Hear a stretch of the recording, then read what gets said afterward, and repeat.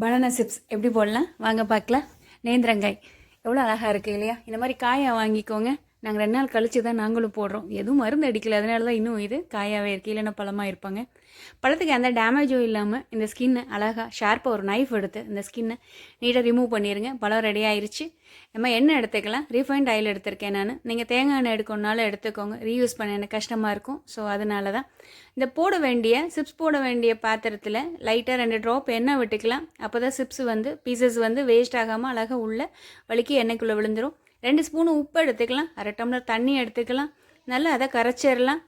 3 spoon உப்பு தண்ணி விட்டுக்கலாம். இந்த கடையில் 4 பழம் வரைக்கும் நான் போட்டிருக்கேங்க.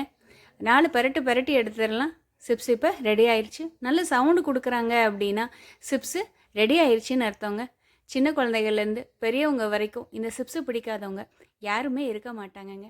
ட்ரை பண்ணுங்கள். சூப்பருங்க.